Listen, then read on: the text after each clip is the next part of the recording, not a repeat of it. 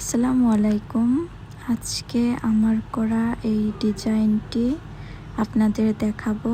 এটি হচ্ছে গাঢ় জাম কালার বা ডিপ পার্পল যেটাকে বলেন, আপনারা কে কি কালার বলেন এটা।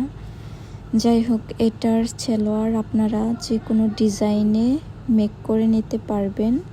এই ড্রেসটিতে যে সুতোগুলো ইউজ করা হয়েছে তার কালার কম্বিনেশন অনেক সুন্দর।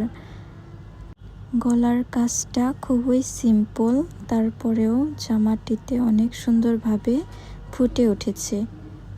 হাতায় সুতার কাজের পাশাপাশি সিকোয়েন্স ইউজ করা হয়েছে। হাতার কাজটা অনেক সুন্দর, আপনারা দেখলেই বুঝতে পারবেন এর কাজটা কত সুন্দরভাবে ফুটে উঠেছে।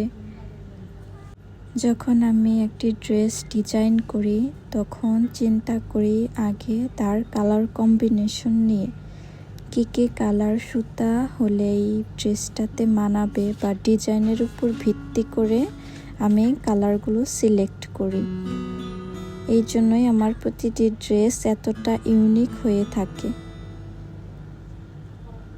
ড্রেসটার নিচের দিকে হালকা করে 3টা পাপড়ি ফুল দেওয়া হয়েছে, সাইড দিয়ে সাইড বর্ডার করে দেওয়া আছে।